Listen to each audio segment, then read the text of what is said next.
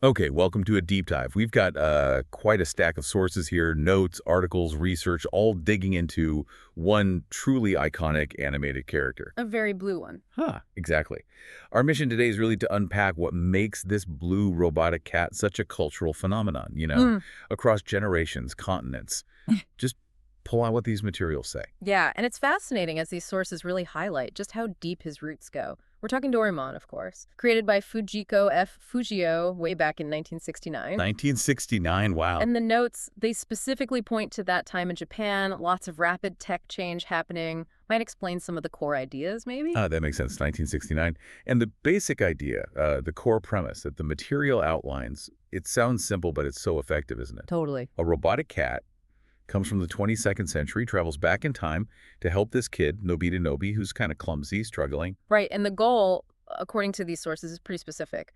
Fix Nobita's life so his future family doesn't end up in, like, financial ruin. It's quite the motivation for a kid's story. Serious stakes. Exactly. It sort of frames everyday kids' struggles as having real future impact. Powerful stuff. But connecting that to the bigger picture, the notes really spend a lot of time on the gadgets. Oh yeah, this is where it gets really interesting based on these sources. That 4D pocket. Hmm. It's not just a gimmick, is it? The notes analyze it as like a mirror of our hopes for technology. Definitely. They highlight things like the anywhere door just bypassing space or the time machine, messing with time itself. Classic sci-fi ideas, but made accessible. That's a key point the sources make. They weren't just random inventions. A lot were rooted in sci-fi tropes of the era, but yeah, presented in a very childlike way. Simple, graspable. Right.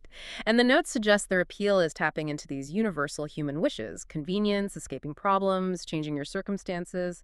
One article even mentioned how these gadgets apparently inspired kids in Japan to go into science and engineering for decades. Whoa, okay, so that's a specific impact the notes mentioned. Not just that they sparked imagination, but potentially influencing actual careers. That's huge. It is. But even with all the cool gadgets, the sources keep circling back to the central relationship. Between Doraemon and Nobita, Right.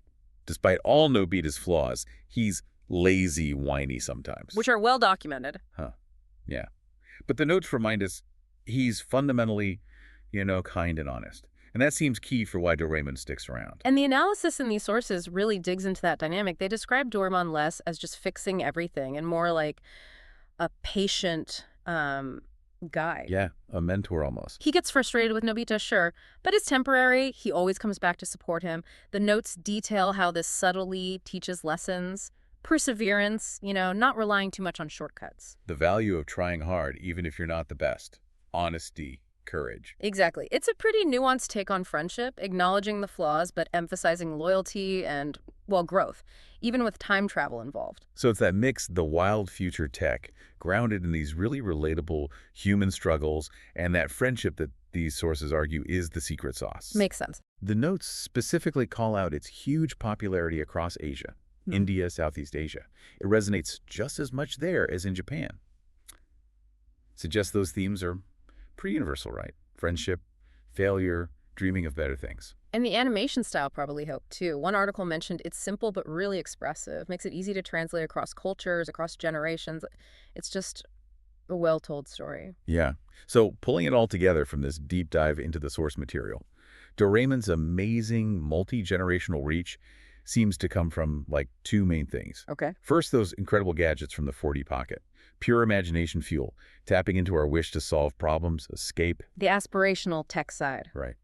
And second, that surprisingly deep friendship between Doraemon and Nobita, teaching those timeless lessons about support, resilience, kindness, all stuff these notes really explored. And its popularity decades later just underlines how much people connect with that blend, imagination and real human connection. Absolutely. Okay, so a final thought for you as you mull over this deep dive. Considering that persistent dream, highlighted in the sources, of having futuristic gadgets solve our problems instantly. The Doraemon dream. Exactly. What specific real-world problem do you wish you had a Doraemon gadget to solve right now? And maybe, what does that wish tell you about the problem itself? Something to think about.